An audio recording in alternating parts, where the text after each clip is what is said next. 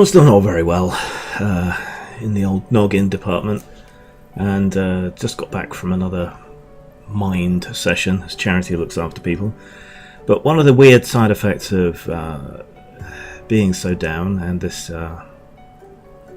disastrous fucking weekend I've just had is that I've made a bunch of videos, and so I've got videos scheduled all the way up to Sunday, which I don't normally do. Normally I do them in one a day in the morning, but that means I can spend a little bit of time, I guess, talking about some other things that have come up and making a few bonus videos so that people get sick of the sight of me.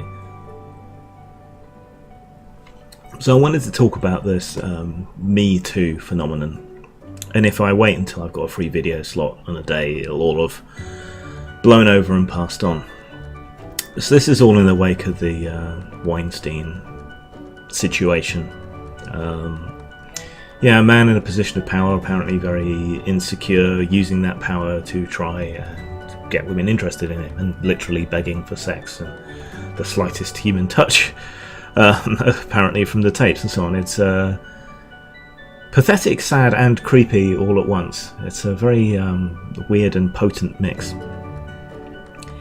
But this hashtag #MeToo started up as a way for other people to talk about their sexual harassment experiences and so on. And of course, despite it being encouraged by some people that men should also speak up about their experiences, it rapidly became the case that men became a punching bag for anything and everything. And the trouble with this, I think, in a lot of ways, besides the sexism, is that all manner of different things are being conflated together. If someone wolf whistles and says, "Alright, darling," that's hardly on the same scale as being locked in a cellar for 30 years and, force bred by your own kith and kin. There's a scale to these things. Some things are less bad than others, and that's just the way it is. And the reaction to men who have spoken about their sexual harassment experiences hasn't been very good. It's just kind of, get out of here, this is for us to talk about our business. But there's plenty of initiatives and efforts to talk about women's issues, women's harassment and so on, and very few, if any, for men. So it was good and it was heartening to see everyone speaking up together initially, and then to see that kind of broken down into yet another gender war was a bit upsetting. See, men have far less opportunities. They don't talk about this kind of thing. They get ridiculed if they do. And that makes it even harder for men, I think, in a lot of ways. There isn't this support structure, and there certainly isn't this automatic assumption around everything. The man is often thought to be the aggressor, as if only men can be the aggressor, and we see that in the hashtag again, trying to make it women only and so on, just further reinforces this point. And it's looking at that and the kind of things that are claimed to be sexual harassment. I look back over my life at certain incidents, and I wonder, if the genders were reversed, would this have been a big deal? Would I have been as upset as some of these people appear to be? But I think a lot of it definitely comes down to gender expectations and so on. Men are expected to be the sexual aggressors, and lots of women like that. If you're not particularly aggressive, then you tend to lose out. As a man, you're expected to make the move, to make the gestures, to be somewhat forceful, to be sexually potent or whatever else.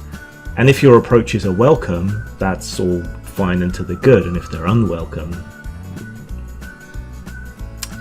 but you can't find out whether it's unwelcome until you try. So it's a really difficult situation, this whole navigation of sexual of consent, of attraction, of how to approach someone. It's a huge minefield, and it's just gotten worse, I think. Which isn't to deny that there are cases of actual harassment, actual genuinely sinister stuff, but some of the things people mentioning seem more like horseplay or flirtation or relatively harmless. It doesn't seem like the person initiating means any harm by it, but the person on the receiving end receives it in a different light. And none of us are mind readers. And when I was at school, this is one of my Me Too stories, we had a horrible swimming pool that was hardly ever used. On one of the rare occasions we used it, it somehow ended up that me and this couple of girls were still in the pool when others weren't for some reason. And these were not girls I was attracted to, these were not girls I wanted anything to do with at all. But they swam over and they touched me in my special area.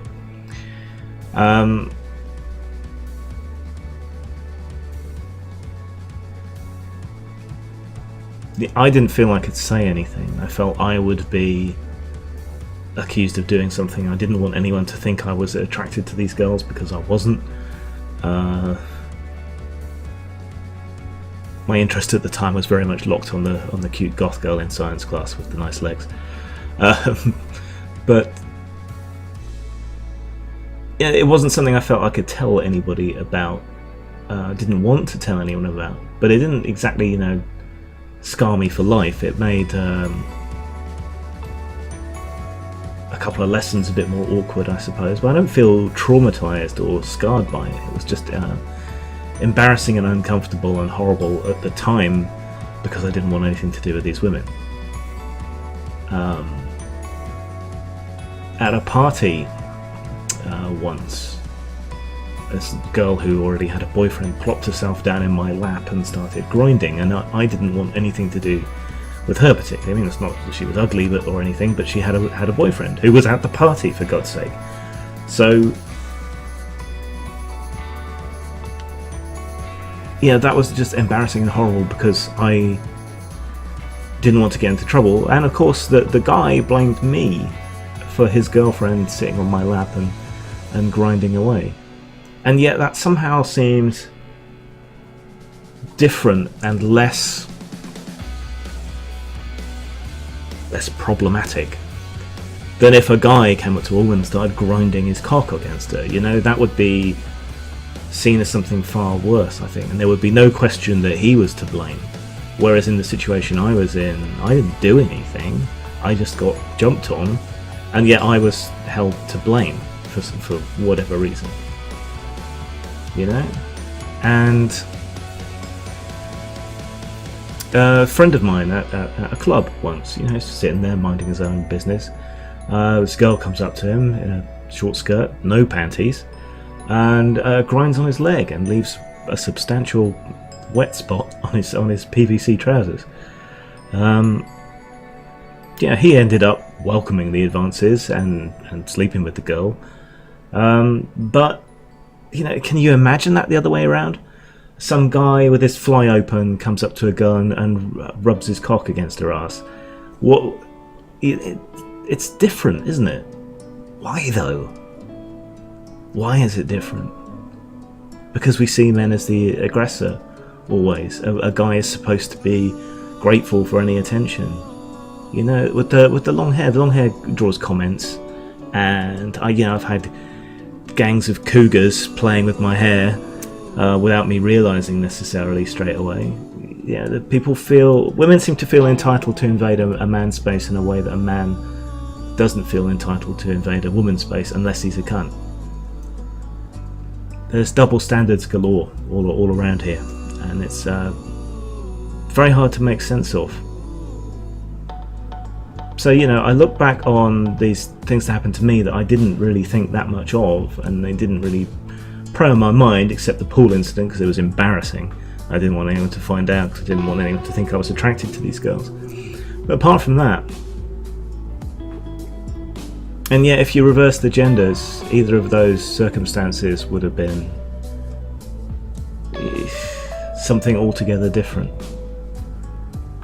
And I think that's worth talking about, and I think if we are going to talk about this stuff, if we are going to make it even, then we need to either be equal about it, or we need to acknowledge that there are differences and trying to understand and navigate where and why the differences are, rather than just blaming men collectively as a whole for anything and everything that upsets anyone.